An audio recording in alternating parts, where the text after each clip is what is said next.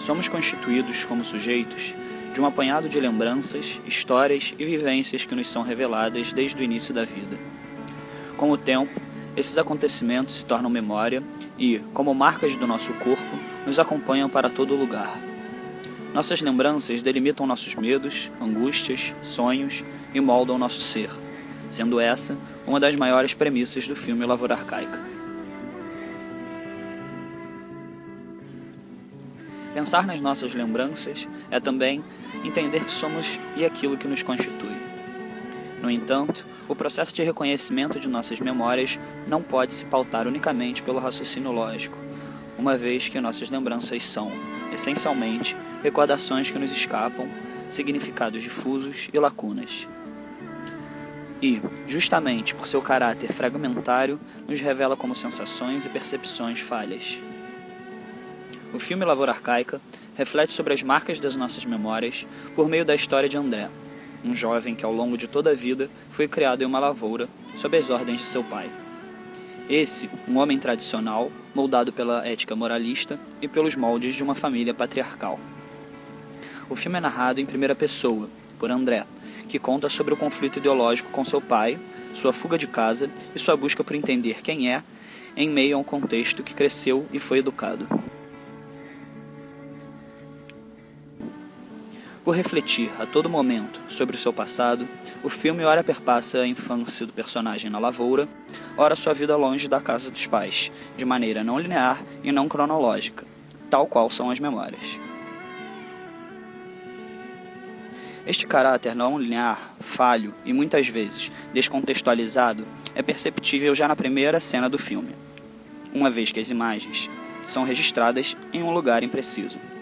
O filme não nos situa espacialmente nem temporalmente. A carência dessas informações e de referências podem nos levar ao conceito de não lugar, mas podemos também interpretá-lo como o depósito de memórias do protagonista André. Com o passar do filme, entendemos que esse espaço é a casa do personagem, um lugar de fuga e de acesso à sua infância. É lá que André, ao lado de seu irmão, relembra as durezas de seu passado, mostrando como os acontecimentos de sua infância marcaram seu corpo e sua mente como o local que comprime o tempo. Noção que se aproxima da ideia de Bergson, quando este diz que o presente é o passado a roer o futuro. As memórias de André são acessadas de maneira sensitiva, e não por ações concretas ou factuais, elucidadas por meio de uma série de representações e símbolos. São estes o afago da mãe, a mesa de refeições, o pão a ser dividido, a terra na qual ele deitava, a pomba branca, a irmã amada e a palavra do pai, sendo esse último um dos símbolos de maior dor e angústia para o personagem. Tudo, Pedro! Tudo em nossa casa é morbidamente impregnado pela palavra do pai! Seu pai, sendo o representante da família, é o sujeito que delimita a ordem da casa, dita as regras e a quem a todos os filhos devem obediência. É preciso começar pela verdade e terminar pela verdade. Em todas as suas falas, essa, um tanto quanto tradicionais, é nítida a vontade do homem em tentar estabelecer a ordem, o controle e a instrumentalização da vida, de maneira pragmática e racional. Ninguém em nossa casa há de cruzar os braços quando existe a terra para lavrar. A mesa de jantar, nesse âmbito, é um elemento capaz de elucidar a autoridade do pai. As refeições são o momento dos sermões, estes ouvidos por todos de cabeça baixa e passiva. Na relação de André com seu pai, há um componente fundamental que se estabelece no filme como um choque entre os personagens: o tempo. Esse que, como um espelho, se divide em dois. No filme, há o tempo de André e há o tempo da lavoura. A lavoura, por ser arcaica, carrega um tempo lento, cíclico, já definido, repetitivo, predestinado e demarcado pelas tradições. Se contrapondo a essa ideia, o tempo de André, moldado pela aventura, é um lugar ágil, flexível, que ora vai, ora volta, que está sujeito ao novo e às descobertas. Ambos os tempos se manifestam e convivem no filme, como se houvessem um dentro no próprio tempo. Aqui, a imagem do espelho pode ser aplicada, uma vez que são dois tempos diferentes presentes em um mesmo tempo fílmico. Esse sentido de duplo pode também ser percebido na figura de André, que ora assume o papel do protagonista, ora do narrador do filme, se constituindo assim por uma dupla personalidade. O André personagem vive os acontecimentos intensamente e sofre das dores de cada um deles. O André narrador, distanciado da história, não se envolve nas memórias, mas mantém uma fala sóbria e sensata diante dos fatos. Ainda pensando a respeito de figuras que assumem um caráter duplo, há a personagem de Ana. Ana é sua irmã, mas também uma figura de idealização amada. Nesse âmbito, há uma aproximação com a ideia de Bergson a respeito da conjunção e, uma vez que a personagem ocupa dois lugares afetivos distintos na vida de André. Ana é, para o André, um lugar de paixão que se concretiza através de uma relação incestuosa. E é nesse momento, por meio do incesto, que a infância de André toma sentido como um milagre que lhe acontecera. Para Ana, no entanto, a relação se manifesta inicialmente como um pecado.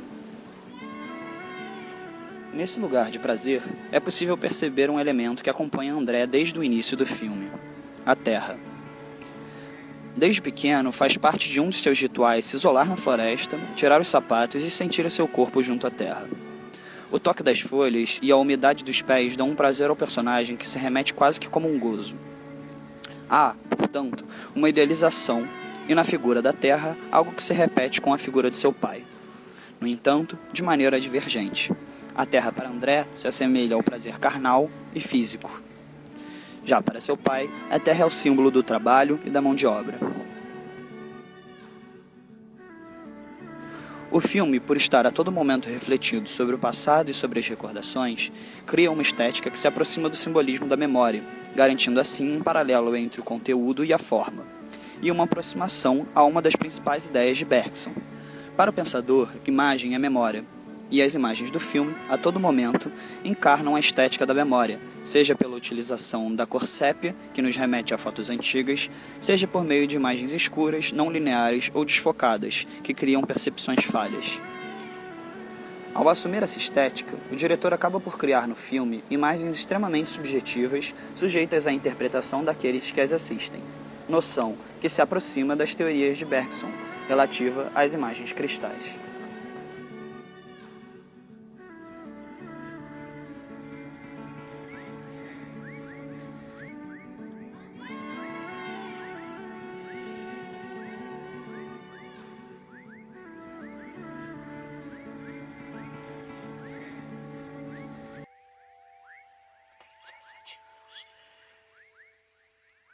Saúde perfeita.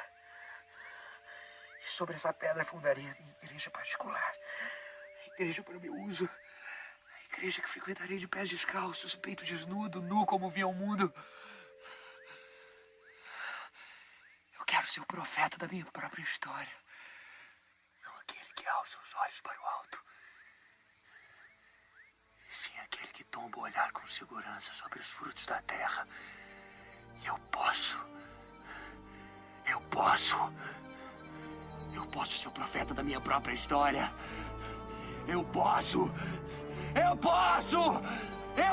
ser o profeta da minha própria história. Eu posso ser o profeta da minha própria história. Eu posso.